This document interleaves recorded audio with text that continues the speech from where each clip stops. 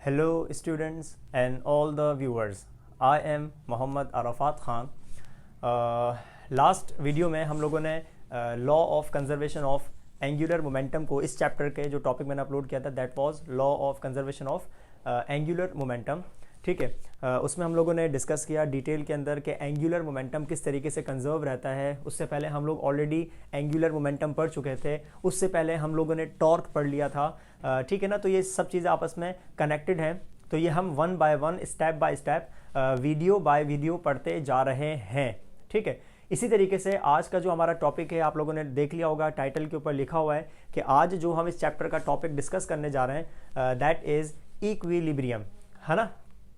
Okay, बहुत सारे students की मेरे पास रिक्वेस्ट आ रही है कि सर जैसे आप 11th क्लास के फिजिक्स के टॉपिक्स अपलोड करते जा रहे हैं डेली बेसिस के ऊपर ऑलमोस्ट, इसी तरीके से काइंडली आप 12th क्लास के भी अपलोड करें. तो बेटा मैं आप सबको यही कहूँगा, स्टूडेंट्स को यही कहूँगा कि थोड़ा सा सब्र कर लो.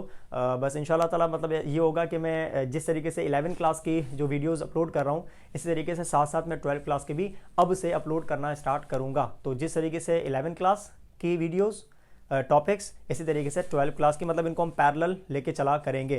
ठीक है ना, मतलब एक मैं कोशिश ये करूँगा कि एक दिन 11th क्लास का एक टॉपिक और एक दिन जो है वो 12th क्लास का एक टॉपिक अपलोड करूँ ताकि आपके एक ही वक्त में 11th क्लास के स्टूडेंट्स के लिए भी फ़ायदा हो जाए और साथ साथ 12th क्लास के स्टूडेंट्स के लिए भी फ़ायदा हो जाए. टॉपिक मैंने लिखा बनी अभी लिख देता हूँ मैं थोड़ी देर में. टॉपिक को स्टार्ट करने से पहले मैं वही वाली बात जो अक्सर कहता आया हूँ कि अगर आप बगैर सब्सक्राइब किए हुए देख रहे हैं तो काइंडली चैनल को सब्सक्राइब कर दिएगा और बेल आइकन पर हिट लाजमी करेंगे आप लोग और ऑल पर सिलेक्ट करेंगे ताकि आपको मेरी आने वाली जो वीडियो होती है उसकी नोटिफिकेशन मिल जाए कि हाँ भाई सर अरफात ने न्यू लेक्चर अपलोड कर दिया है.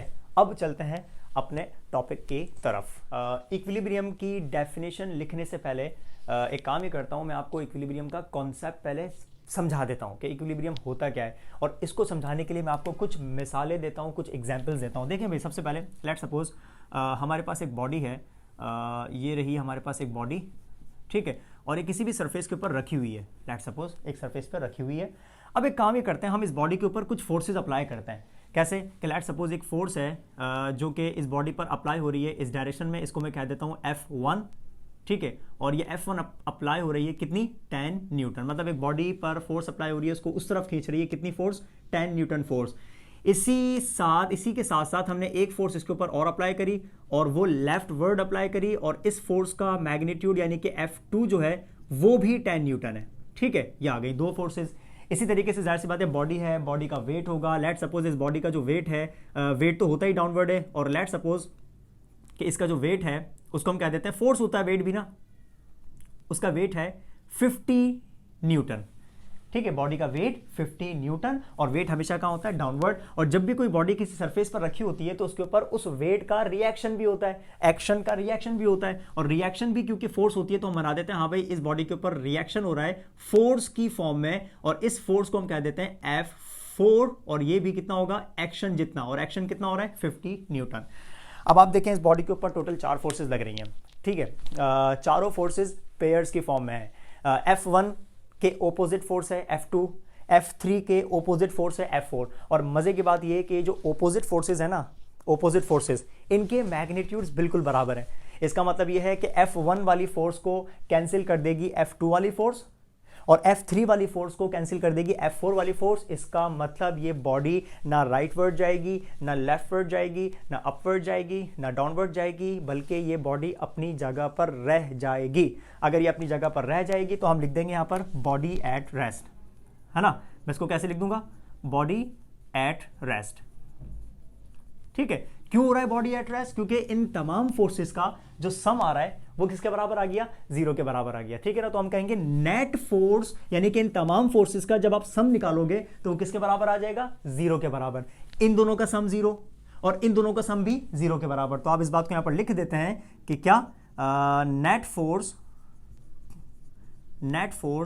इज 0. मैं भी शॉर्ट फॉर्म में लिख रहा हूं, अभी आपको डेफिनेशन लिख पाऊंगा मैं, मतलब की पॉइंट्स लिख रहा हूं यहां पर. ठीक है ना, नेट फोर्स यहां पर हो गई 0. और आपको पता है कि अगर हमारे पास फोर्स का कॉन्सेप्ट नहीं होता तो फोर्स ही तो होती है जो कि एक्सेलरेशन को प्रोड्यूस करवाती है. तो अगर फोर्स ही नहीं होगी तो हम बोलेंगे क्या, हम बोलेंगे एक्सेलरेशन भी नहीं हो सकती, है ना.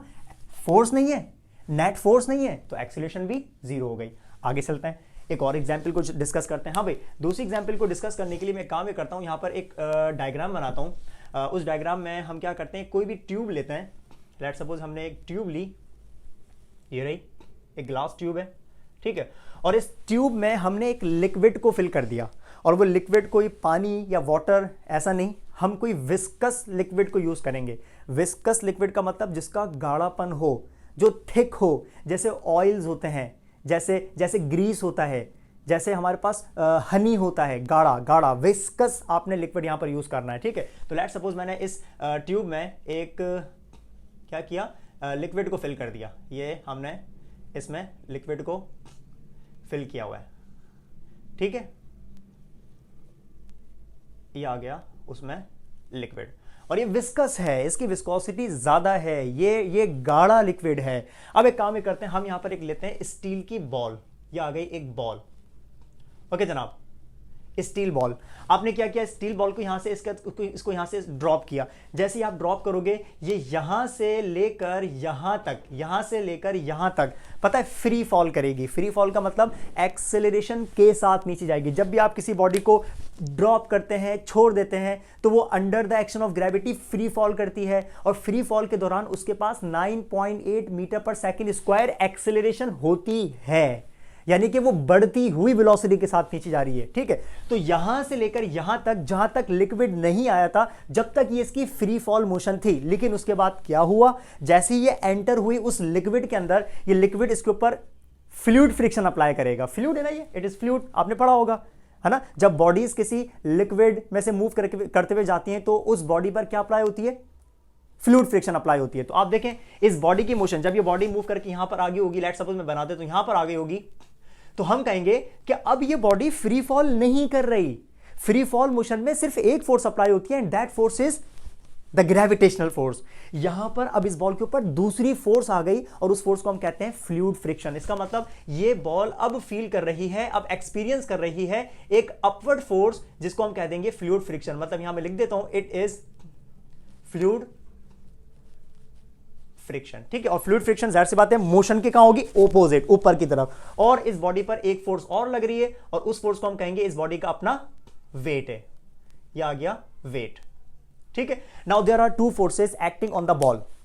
Number one is its weight, and number two is the friction provided by the fluid, यानी कि ऊपर की तरफ। और यहां पर अगर ये विस्कोसिटी इतनी है, गाढ़ा है, ठीक है, तो हम ये कह देते हैं कि ये दोनों फोर्सेज एक दूसरे को बैलेंस कर देंगे। और आपको पता है यहां पर अगर ये दोनों फोर्सेज बैलेंस हो गई, तो ये इस बॉडी की तरह रुकेगी थोड़ी, ये थोड़ी सोचने लगे सर ने आपको बताया कि बॉल, सोचो जरा, आपने लिक्विड के अंदर एक बॉल को फेंक दिया, क्या वो बीच में आके कहीं रुकेगी? नहीं, वो तो स्टील की बॉल है, उसका वेट है, तो वो मूव करते हुए नीचे जाएगी। अब पता है क्या होगा, जब ये दोनों फोर्सेस इक्वल हो जाएंगी, बराबर हो जाएंगी, अब ये बॉल नीचे मूव करके जाएगी, लेकिन कांस्टेंट वेलोसिटी के साथ जाएगी। अब फ्री फॉल नहीं है। इस फ्लूइड ने उसकी फ्री फॉल मोशन को खत्म कर दिया, तोड़ दिया। अब जैसे ही इस फ्लूइड में गई, अब ये दोनों फोर्सेस उसकी वेलोसिटी को कांस्टेंट कर देंगे, समझ रहे? तो अब आप अगेन जब इन दोनों फोर्सेस का सम करेंगे, तो दोनों फोर्सेस का सम 0 के बराबर आ जाएगा। तो मैं यहां पर क्या लिखूंगा, the ball falling down with constant velocity। अब ये बॉल कांस्टेंट वेलोसिटी के साथ नीचे जा रही है, और आपको पता है अगर कांस्टेंट वेलोसिटी के साथ बॉडी नीचे जाएगी, तो हमें बात पता चली वो ये, अच्छा पहली बात ये लिख देते हैं, यहां पर भी नेट फोर्स क्या हो रही है, नेट फोर्स इज 0। इस कंडीशन में भी नेट फोर्स क्या हो गई, 0 हो गई। और नेट फोर्स 0 होने की वजह से यहां पर इस बॉडी के पास जो एक्सेलरेशन ड्यू टू ग्रेविटी थी, वो किसके बराबर हो गई, 0 के बराबर हो गई। Simple. So net force acting on the body is 0। तो बॉडी रेस्ट में है, रुकी हुई है, मूव नहीं कर रही, तो एक्सेलरेशन भी 0। बॉडी मूव करते हुए जा रही है, नीचे की तरफ जा रही है, लेकिन कांस्टेंट वेलोसिटी के साथ जा रही है, तो नेट फोर्स अब भी 0 है, जिसकी वजह से एक्सेलरेशन अभी भी बॉडी के पास नहीं है। मतलब मूव कर रही है, लेकिन एक्सेलरेशन के साथ नहीं, बल्कि कांस्टेंट वेलोसिटी के साथ मूव कर रही है। ये हो गई दूसरी एग्जांपल। एक और एग्जांपल को चेक करते हैं, और ये मैं समझता हूं कि लास्ट एग्जांपल है, इसके बाद आपको कॉन्सेप्ट समझ आ जाएगा इक्विलिब्रियम का क्या होता है। देखिए भाई, हमारे पास लेट सपोज एक ऑब्जेक्ट है, ठीक है, पाइवोटेड एट द सेंटर, इस बॉडी को आपने बीच में से फिक्स कर दिया। रिकॉल करो कौन सा कॉन्सेप्ट की बात कर रहा हूँ मैं। एक बॉडी है, उसको आपने बीच में से फिक्स कर दिया, उसका ये एक्सिस ऑफ रोटेशन है, हाँ, तो इसको हम कहते हैं टॉर्क। टॉर्क का टॉपिक है। एक काम ही करते हैं, इस बॉडी के ऊपर हम फोर्सेस अप्लाई करते हैं, ठीक है। लेट सपोज आपने एक फोर्स अप्लाई करी ऐसे अपवर्ड, ठीक है, this is F1, this is F1। अच्छा, अब अगर मैं कहूं तो F1 की वजह से जो टॉर्क प्रोड्यूस होगा वो होगा एंटी क्लॉकवाइज, है ना। This is torque number 1, F1 की वजह से टॉर्क नंबर 1। ये आ गया इसका मूवमेंट आर्म, ये हम पढ़ चुके हैं, आप लोग पीछे जाके मेरी वीडियोस में जाके चेक कर लीजिएगा। टॉर्क को मैं आप डिटेल में डिस्कस कर चुका हूं, तो मैं इसकी डिटेल में नहीं जा रहा कि ये क्या है, इसका फॉर्मूला क्या होगा, मैं आपको सिर्फ एक कहानी समझा रहा हूं, ये पढ़ चुके हैं हम लोग, ठीक है ना। ओके, और अच्छा, इस फोर्स की वजह से इसको कैसे रोटेट करना चाहिए, अगर मैं इसको ऐसे अप्लाई करूंगा तो ये ऐसे घूमेगा anti clockwise. At the same time एक फोर्स और अप्लाई हो रही है, और वो अप्लाई हो रही है यहां पर, ठीक है, इसको हम कह देते हैं F2। और यह आ गया इसका मूवमेंट आर्म यहां से लेकर यहां तक, दिस इज मूवमेंट आर्म यानी कि R। और इस फोर्स की वजह से जो इसमें टॉर्क प्रोड्यूस होगा वो प्रोड्यूस होगा क्लॉकवाइज, इसको हम कह देते हैं टॉर्क नंबर 2। सही है। अब आप सोचें, एट अ टाइम अगर ये दोनों फोर्सेज आप अप्लाई करो, F1 की वजह से एंटी क्लॉकवाइज इसको घूमना था और F2 की वजह से इसको क्लॉकवाइज घूमना था, ठीक है। तो अब अगर हम इन दोनों टॉर्क्स का सम निकाल लें तो आप बोलेंगे ये दोनों टॉर्क्स एक दूसरे को कर देंगे जीरो, ये दोनों टॉर्क्स एक दूसरे के इफेक्ट को कर देंगे खत्म। यानी कि मैं कहूंगा इस बॉडी पर नेट टॉर्क एक्ट नहीं कर रहा। कैसे, यहां पर मैं लिखूं, क्या लिखेंगे, नेट टॉर्क इज जीरो। अब एक बात मैं आपको और याद दिलाऊं, मैंने अपनी पिछली वीडियोस में आपको एक बात बताई थी कि फोर्स का काम होता है लीनियर एक्सेलरेशन को प्रोड्यूस करना, है ना। वो गौर से सुनिएगा, मैंने आपको क्या बताया था, दोबारा रिपीट कर रहा हूं, बहुत दफा रिपीट कर चुका हूं। फोर्स का काम होता है लीनियर एक्सेलरेशन को प्रोड्यूस करना, तो अगर फोर्स नहीं तो लीनियर एक्सेलरेशन नहीं। फिर मैंने बताया था कि टॉर्क का काम होता है एंगुलर एक्सेलरेशन को प्रोड्यूस करना। तो जिस तरीके से फोर्स नहीं तो लीनियर एक्सेलरेशन नहीं, इसी तरीके से अगर टॉर्क नहीं तो एंगुलर एक्सेलरेशन भी नहीं।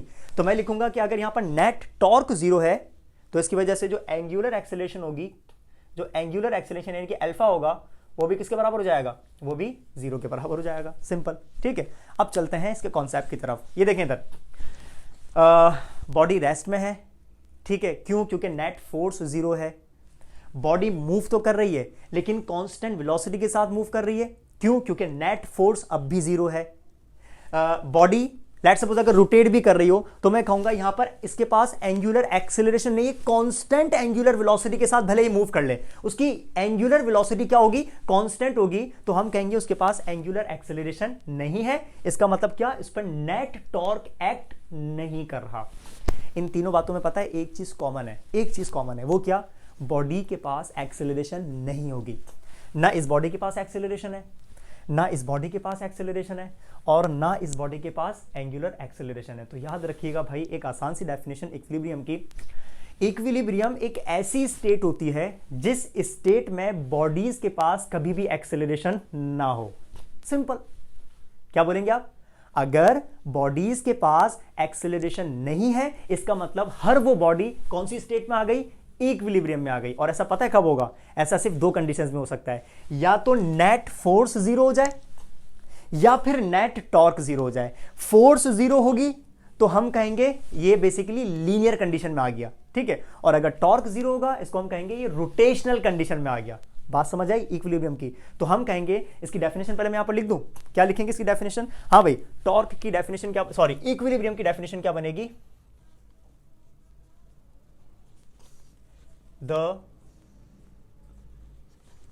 इफ द, इसको लिखेंगे कंप्लीट करके, क्या, इफ द नेट फोर्स और the net torque acting on a body is zero, then it will be in the state of equilibrium, the state of equilibrium। Simple. देखिए definition क्या बन गई, अगर नेट फोर्स जीरो हो या net torque zero हो तो इस कंडीशन में बॉडीज आ जाती हैं इक्विलिब्रियम में। समझ रहे हैं, एक चीज़ और लिख सकते हैं आप लोग, भाई नेट फोर्स जीरो होगी तो हम कहेंगे बॉडी या तो रेस्ट में हो सकती है, या अगर मूव करेगी तो कैसे मूव करेगी, कांस्टेंट वेलोसिटी के साथ। इसी तरीके से यहां पर भी रेस्ट में हो सकती है, या अगर रोटेट करेगी तो एंगुलर वेलोसिटी के साथ। तो एक डेफिनेशन और बन जाएगी कि अगर बॉडीज के पास एक्सेलरेशन नहीं है तो उनकी वेलोसिटीज कांस्टेंट हो जाएगी। समझ रहे हैं? तो क्या बनेंगे, या तो बॉडी का रेस्ट में होना जरूरी है या मूव करना कांस्टेंट वेलोसिटी के साथ। तो एक और डेफिनेशन आप लिख सकते हैं और करके, और वो डेफिनेशन क्या बनेगी भाई, ये डेफिनेशन बनेगी, if a body is at rest, if a body is at rest, मैं काम ही करता हूं, ये जो एट रेस्ट आ रहा है ना, इस एट रेस्ट को मैं ब्लैक मार्कर से लिख देता हूं, एट रेस्ट, और या फिर अगर रेस्ट में नहीं है तो मूव करे भले, और मूव्स, लेकिन मूव कैसे करेगी, कांस्टेंट वेलोसिटी के साथ। कांस्टेंट वेलोसिटी होगी तो एक्सेलरेशन नहीं होगी, कांस्टेंट वेलोसिटी होगी तो एक्सेलरेशन नहीं होगी, ठीक है ना। और moves with constant velocity, constant velocity, it is said to be in equilibrium. आ गई डेफिनेशन एक और इसकी। देखिए आप दो तरीके से आप इसको समझा रहे हैं, है ना। किस तरीके से समझा रहे हैं कि बॉडी के ऊपर नेट फोर्स का, नेट टॉर्क का एक्ट होना जीरो हो जाए तो इक्विलिब्रियम, और इन दोनों की वजह से क्या होगा, या तो बॉडी रेस्ट में होगी, वरना अगर मूव करेगी तो कांस्टेंट वेलोसिटी के साथ मूव करेगी, भले वो कांस्टेंट वेलोसिटी के साथ लीनियर या भले वो कांस्टेंट वेलोसिटी के साथ एंगुलर। तो कांस्टेंट वेलोसिटी होना या बॉडी का रेस्ट में होना, इसको हम कहते हैं बॉडी आ गई इक्विलिब्रियम के अंदर। समझ रहे हैं? अब हमारे पास बेसिकली जो इक्विलिब्रियम होता है वो होता है दो किस्म का, एक होता है स्टैटिक और एक होता है डायनामिक। समझ रहे हैं? स्टैटिक का मतलब क्या हो जाएगा, बॉडी का रेस्ट में होना, और डायनामिक का मतलब क्या हो जाएगा, बॉडी का कांस्टेंट वेलोसिटी के साथ मूव करना। तो अगर बॉडी रेस्ट में है तो हम उसको कह देते हैं स्टैटिक इक्विलिब्रियम, और अगर बॉडी मूव कर रही है कांस्टेंट वेलोसिटी के साथ तो उसको हम क्या बोल देंगे, डायनामिक इक्विलिब्रियम। तो अगर ये आपको ये एग्जांपल्स समझ आ गई हो तो मैं इनको रब करके यहाँ पर इसकी टाइप्स को लिख देता हूँ, और इसके बाद हम पढ़ेंगे उसकी कंडीशंस को और उसकी तीनों स्टेट्स को। ठीक है भाई। एक पॉइंट हम यहाँ पर और लिख देते हैं, वो ये कि जब भी बॉडीज इक्विलिब्रियम में होती हैं तो बॉडीज के पास कभी भी एक्सेलरेशन नहीं होती। ये बात हमने पढ़ी है ना अभी थोड़ी देर पहले। सो इन इक्विलिब्रियम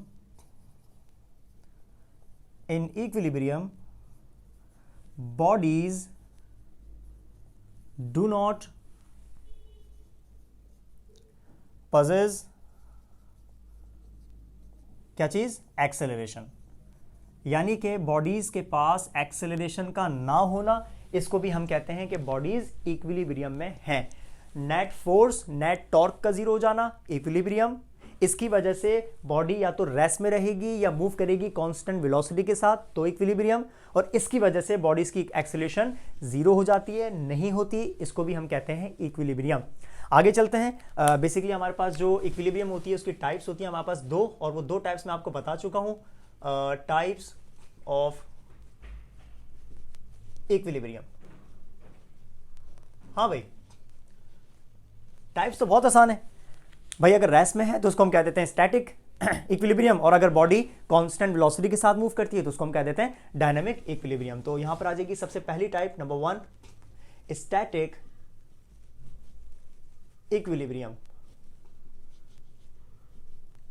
ठीक है, तो स्टैटिक इक्विलिब्रियम में हम क्या लिखेंगे, in static equilibrium bodies are at rest. Static in this equilibrium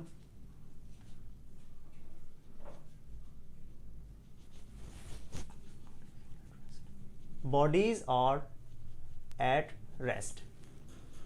bodies का रेस्ट में होना, तो हम ऐसे इक्विलिब्रियम को कह देते हैं स्टैटिक इक्विलिब्रियम। फिर हमारे पास आ जाता है सेकंड टाइप, और सेकंड टाइप को हम कह देते हैं dynamic equilibrium.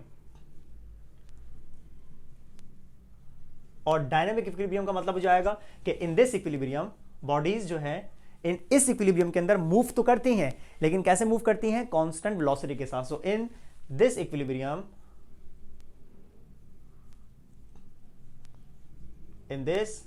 Equilibrium bodies move with constant velocity, constant velocity. Simple. तो अगर बॉडीज रेस्ट में है तो ऐसे इक्विलिब्रियम को हम कह देते हैं स्टैटिक इक्विलिब्रियम, नंबर 1। और अगर बॉडीज मूव कर रही हैं तो ऐसे इक्विलिब्रियम को हम क्या बोल देते हैं, डायनामिक इक्विलिब्रियम। सिंपल सी बात है। उसके बाद हमारे पास आती है इसकी कंडीशंस। जिस तरीके से हमारे पास इक्विलिब्रियम की 2 टाइप्स होती हैं, इसी तरीके से हमारे पास इक्विलिब्रियम की कंडीशंस भी होती हैं, उनको हम कहते हैं कंडीशंस ऑफ इक्विलिब्रियम। क्या कहते हैं, कंडीशंस ऑफ इक्विलिब्रियम। ठीक है, इनको डिस्कस करते हैं। और हमारे पास कंडीशंस टोटल 2 हैं जब हम कंडीशंस की बात करते हैं इक्विलिब्रियम की कंडीशंस की। So there are total 2 conditions of equilibrium. मैं इसको रब कर देता हूं ताकि हम लोग यहां पर क्लियरली साफ साफ सारी कंडीशंस को आगे पढ़ सकें। ओके जनाब, कंडीशंस ऑफ इक्विलिब्रियम। सबसे पहले हम डिस्कस करते हैं फर्स्ट कंडीशन ऑफ इक्विलिब्रियम को। यह आ गई हमारे पास first condition of equilibrium. Number 1, first condition of equilibrium. ठीक है, मैं ऑफ नहीं लिख रहा क्योंकि जाहिर सी बात है कंडीशन है किसकी, इक्विलिब्रियम की आ रही है। According to the first condition of equilibrium, according to the first condition of equilibrium,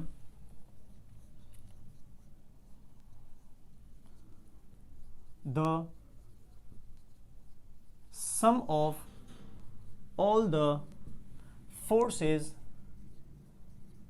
acting on the body is 0। आप याद करें, रिकॉल करें, अभी थोड़ी देर पहले मैंने यहाँ पर आपके सामने 3 डायग्राम्स बनाई थी। फर्स्ट 2 डायग्राम्स के अंदर नेट फोर्स 0 थी और लास्ट वाली डायग्राम के अंदर नेट टॉर्क 0 था।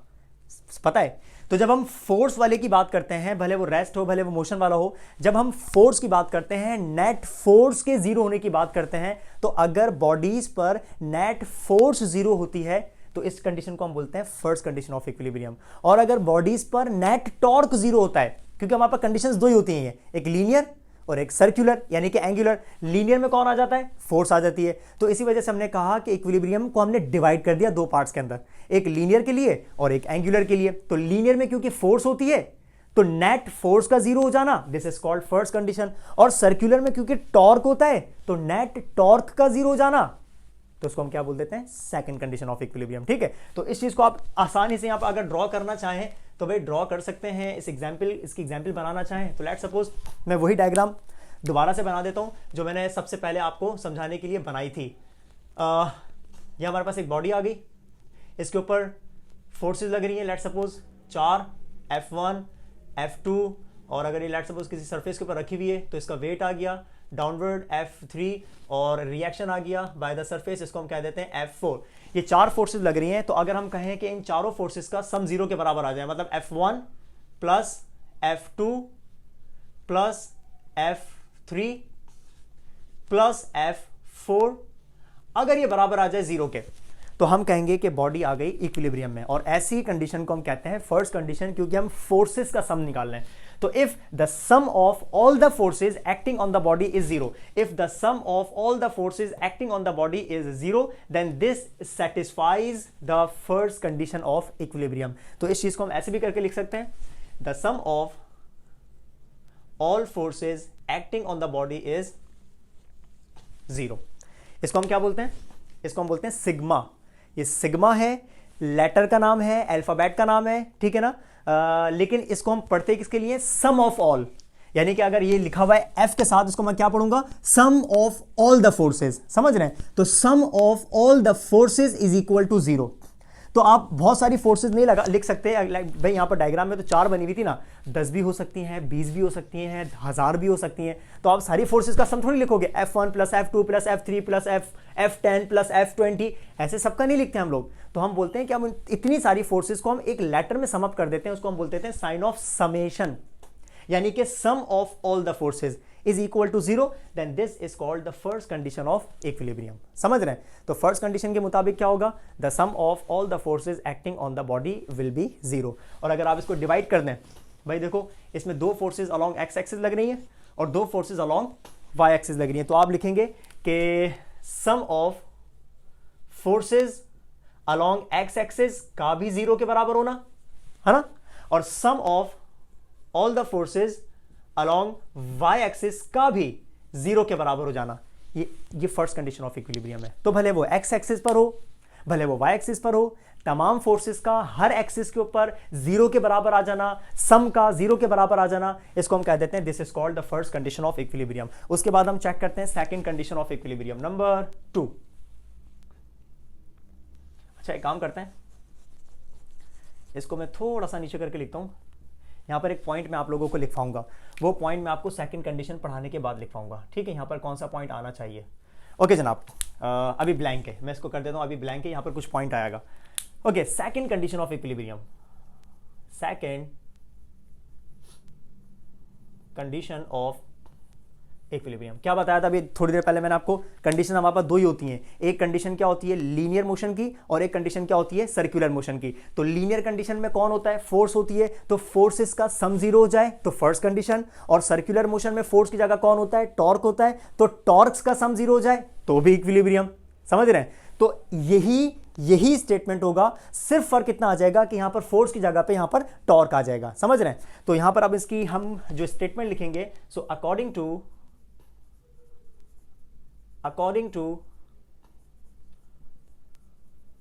the second condition of equilibrium,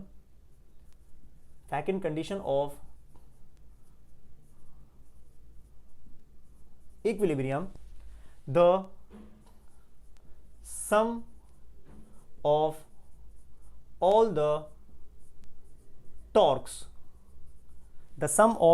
torques acting on the body is zero. Acting on the body is zero. So if the sum of all the torques acting on the body is zero, then it satisfies the second condition of equilibrium. समझ रहे हैं, तो इसकी diagram बनाना भी कोई मुश्किल बात नहीं है भाई। इसकी डायग्राम में भी आपको मैं आते ही सबसे पहले इस लेक्चर में सबसे पहले हमने डायग्राम्स को डिस्कस किया था। तो आप क्या करें, इसकी डायग्राम बनाने के लिए वही बॉडी आ गई, ये इसका एक्सिस ऑफ रोटेशन आ गया, एक फोर्स अप्लाई हो रही है ऐसे अपवर्ड, इसको हम कह देंगे F1। इस F1 की वजह से इसके अंदर एंटी क्लॉकवाइज टॉर्क होना चाहिए, ठीक है। एट द सेम टाइम एक और फोर्स अप्लाई हो रही है, ठीक है, और उसको हम कह देते हैं F2, और इस F2 फोर्स की वजह से इसको क्लॉकवाइज रोटेट होना चाहिए। यह आ गया टॉर्क नंबर 1, यह आ गया टॉर्क नंबर 2। अगर देखा जाए तो ये दोनों टॉर्क्स एक दूसरे के ओपोजिट हैं। अगर मैग्नीट्यूड सेम होगा तो ये दोनों टॉर्क्स एक दूसरे को बैलेंस कर देंगे, कैंसिल कर देंगे।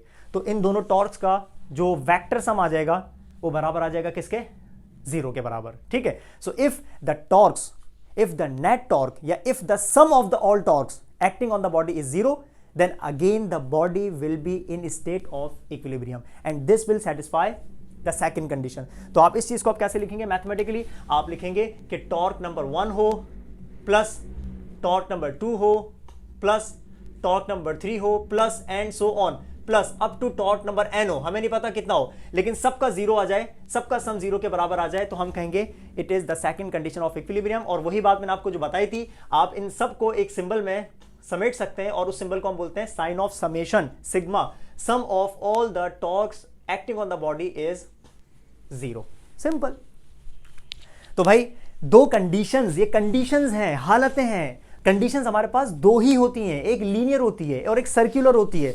तो आपने इनको क्यों डिवाइड किया, क्योंकि लीनियर कंडीशन में फोर्स होती है और सर्कुलर मोशन में टॉर्क होता है। तो आपने बोला लीनियर कंडीशन में फोर्सेस का सम जीरो हो जाए तो फर्स्ट कंडीशन कह दी, और सर्कुलर मोशन में टॉर्क्स का सम जीरो हो जाए तो आपने सेकंड कंडीशन कह दिया। सिंपल सी बात है। तो if the sum of all the forces zero, it will be first condition, and if the sum of all the torque zero, तो इसको हम कह देंगे सेकंड कंडीशन ऑफ इक्विलिब्रियम। अब रही बात इस पॉइंट की जो मैंने यहां पर ब्लैंक छोड़ा हुआ है, हाँ भाई blank point.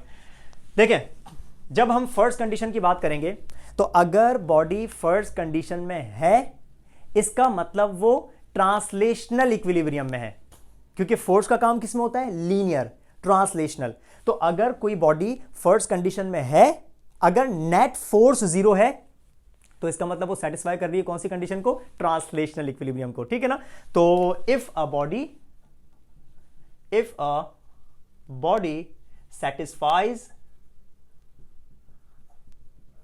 satisfies first condition,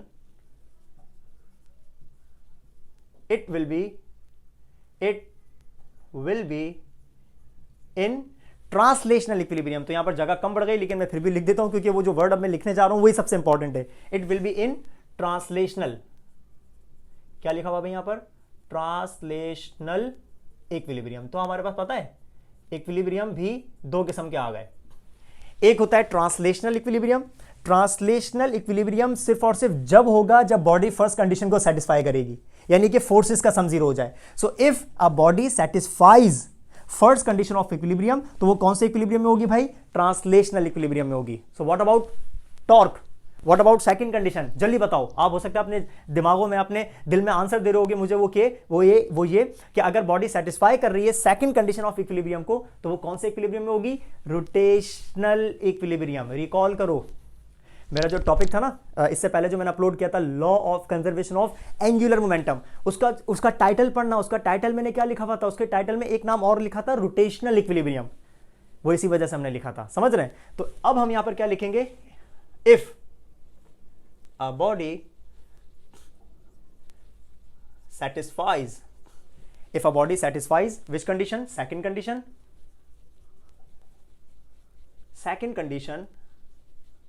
of equilibrium, if a body satisfies second condition of equilibrium, it will be in कौन से इक्विलिब्रियम में होगी भाई, ये होगी रोटेशनल इक्विलिब्रियम, रोटेशनल इक्विलिब्रियम में। तो अगर बॉडी फर्स्ट कंडीशन को सेटिस्फाई कर रही है तो वो ट्रांसलेशनल इक्विलिब्रियम में है, और अगर बॉडी सेकंड कंडीशन को सेटिस्फाई कर रही है तो वो रोटेशनल इक्विलिब्रियम में है। ये ट्रांसलेशनल इक्विलिब्रियम में क्यों होगी, क्योंकि फोर्स नहीं होगी, नेट फोर्स नहीं होगा, ठीक है। और ये रोटेशनल इक्विलिब्रियम में क्यों होगी, क्योंकि वहां पर टॉर्क का सम जीरो हो जाएगा, मतलब नेट टॉर्क जीरो हो जाएगा। तो आपने इक्विलिब्रियम के कॉन्सेप्ट को पढ़ने के बाद आपने इसकी टाइप्स पढ़ी, स्टैटिक, डायनामिक।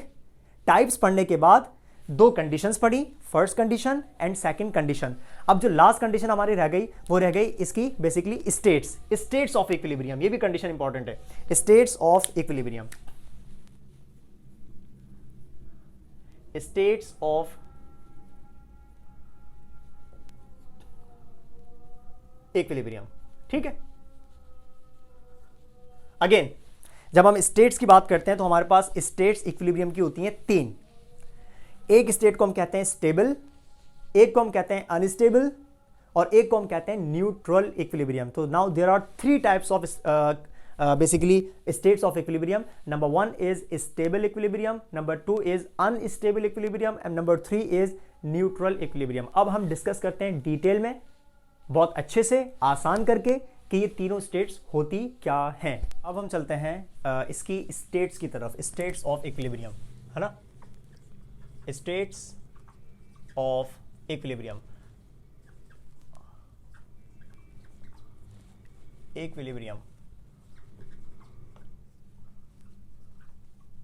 ओके जनाब, टाइप्स दो हैं तो कंडीशंस भी दो हैं, लेकिन स्टेट्स हमारे पास तीन होती हैं, जिसमें सबसे पहली स्टेट को हम कह देते हैं, number one state is called stable equilibrium, ठीक है। मैं आपको इसको एक एग्जाम्पल से समझाता हूं कि स्टेबल इक्विलिब्रियम क्या होता है। अच्छा, एग्जाम्पल से समझाने के लिए लेट्स सपोज मैं हैप्पी बर्थडे, अगर मेरी वीडियो देखते हुए किसी की भी मतलब जो बर्थडे हो तो मेरी तरफ से उसको हैप्पी बर्थडे, ठीक है ना। ओके जनाब, अब चलते हैं एग्जाम्पल की तरफ। हमारे पास एक ये बॉडी है, इसकी शेप आपके सामने मौजूद है, कोन इसकी शेप है। हम इसको क्या करते हैं, लेट्स सपोज मैं इसको एक सरफेस के ऊपर ऐसे करके रख देता हूँ। अगर ये रेस्ट में है तो मैं कहूँगा इक्विलिब्रियम है। फिलहाल ये कैप, ये बॉडी इक्विलिब्रियम में है, ठीक है। मैं काम ये करता हूँ, इस बॉडी को स्लाइटली डिस्टर्ब करता हूँ। इसको मैंने स्लाइटली डिस्टर्ब किया, छोड़ा, वापस वहीं आ गई, है ना। स्लाइटली डिस्टर्ब करता हूँ, फोर्स अप्लाई करी, छोड़ा, वापस वहीं आ गई, दोबारा स्लाइटली डिस्टर्ब करता हूँ, ठीक है, फोर्स हटाई, after the removal of the force body दोबारा वापस वहीं पर आ चुकी है। यानी कि अगर आप किसी बॉडी को डिस्टर्ब करें, स्लाइटली डिस्टर्ब करें, अगर वो इक्विलिब्रियम में ऑलरेडी हो, इक्विलिब्रियम में पहले से होना लाजमी है क्योंकि हम इक्विलिब्रियम की स्टेट्स को पढ़ रहे हैं, हालतें, ठीक है। तो अगर बॉडी इक्विलिब्रियम में हो और अगर आप उसको स्लाइटली फोर्स अप्लाई करने के बाद डिस्टर्ब कर रहे हो और आप जैसे ही फोर्स को रिमूव करें और अगर वो वापस अपनी पोजीशन पर आ जाए तो आप कहेंगे ये स्टेबिलिटी की तरफ है, ये स्टेबल है, इसका इक्विलिब्रियम स्टेबल है, जो इसको वापस अपनी पोजीशन पर लेकर आ रहा है, इनिशियल पोजीशन पर वापस लेके आ रहा है। तो such type of equilibrium is called stable equilibrium. तो क्या, if a body is slightly disturbed then it will come again to its original position, अपनी ओरिजिनल पोजीशन के ऊपर वापस आ जाए, तो आप ऐसे इक्विलिब्रियम को कह देंगे कि भाई वो बॉडी स्टेबल इक्विलिब्रियम में थी, ठीक है। तो अगर मैं इसकी डायग्राम बनाकर दिखाना चाहूँ आपको, लेट सपोज मैं यहाँ पर यही कोन बना देता हूँ दोबारा से, हमारे पास एक सरफेस हो, ये रहा एक सरफेस, ठीक है।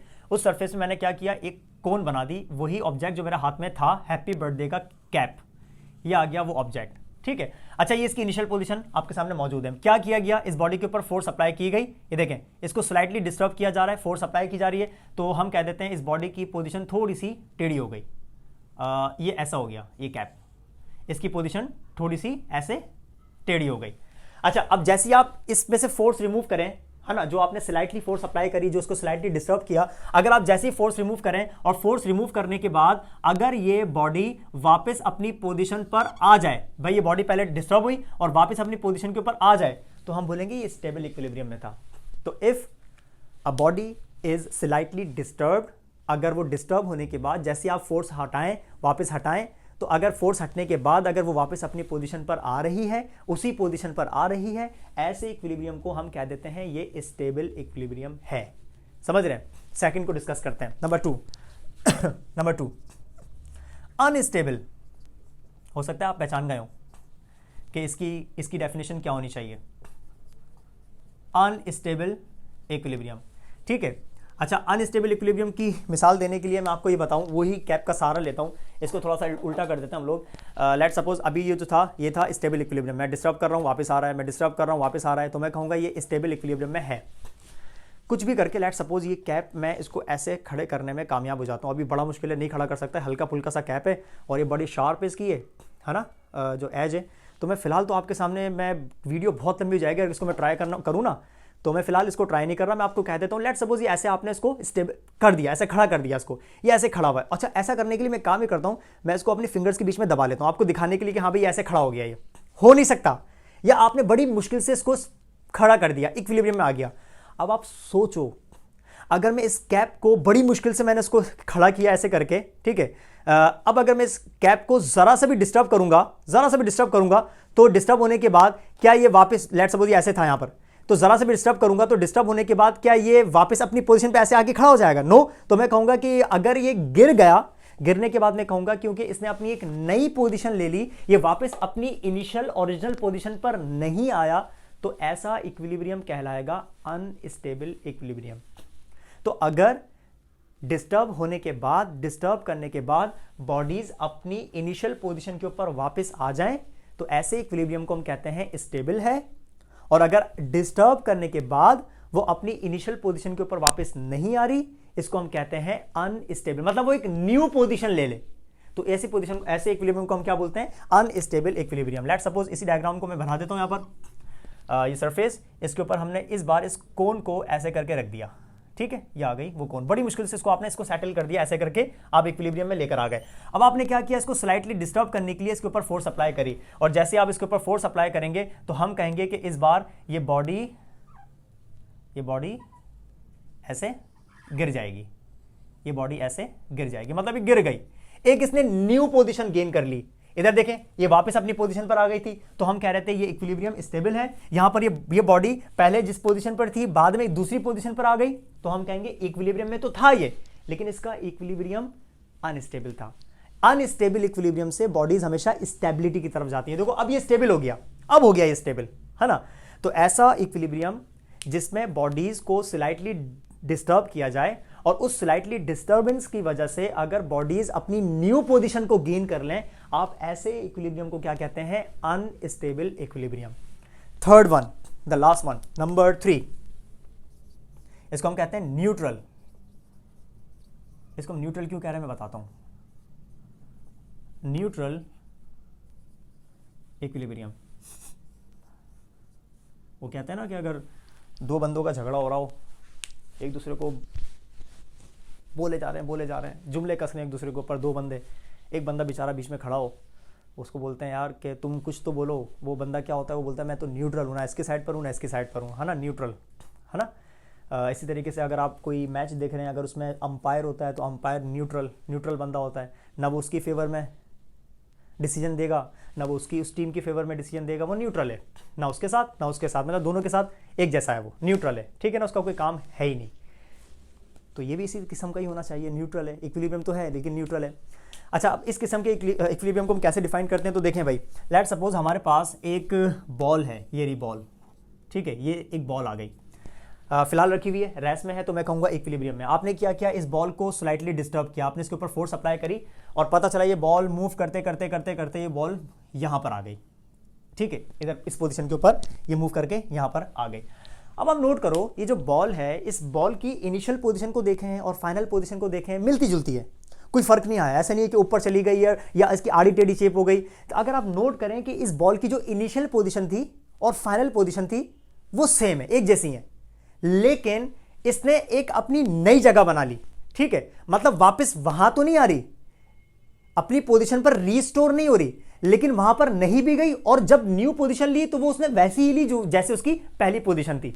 इसका मतलब न्यू पोजीशन भी ले ली, और वो न्यू पोजीशन कोई बिल्कुल हटकर नहीं है, और ना ही अपनी वापस पोजीशन पर आ रही है। इसका मतलब हम कहेंगे ना तो ये स्टेबल था, ना ये अनस्टेबल था, ये न्यूट्रल है बेचारा, समझ रहे हैं। तो ऐसा इक्विलिब्रियम जिसमें बॉडी एक न्यू पोजीशन जरूर हासिल कर ले, एक न्यू पोजीशन जरूर गेन कर ले, लेकिन वो जो न्यू पोजीशन हो वो बिल्कुल ऐसी ही हो जैसे पहले वाली पोजीशन थी, प्रीवियस पोजीशन थी, तो आप ऐसे इक्विलिब्रियम को कहते हैं कि ये न्यूट्रल इक्विलिब्रियम है।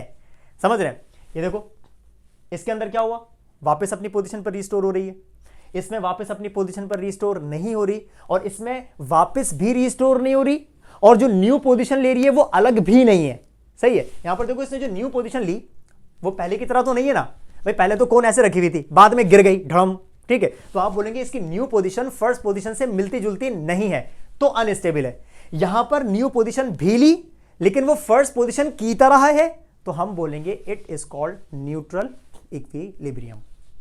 तो भाई ये पूरा टॉपिक था इक्विलिब्रियम के हवाले से, आसान सा टॉपिक था, कोई मुश्किल बात नहीं है, कॉन्सेप्चुअल होती है हर चीजें, आपको समझ आनी चाहिए कि आप पढ़ क्या रहे हैं, कोई मुश्किल बात नहीं होती। तो इक्विलिब्रियम में आपने क्या पढ़ा, इक्विलिब्रियम का कॉन्सेप्ट क्या होता है, उसकी टाइप्स क्या है, उसकी कंडीशंस क्या है, और उसकी स्टेट्स क्या है। So 2 types, 2 conditions and 3 states of equilibrium, we have done all these conditions of equilibrium.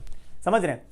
उम्मीद करता हूं आपको टॉपिक अच्छे से समझ आ गया होगा। अगर आप अभी तक सब्सक्राइब किए बगैर देख रहे हैं तो क्यों देख रहे हो भाई, बगैर सब्सक्राइब किए हुए सब्सक्राइब करके चले जाओ, ठीक है।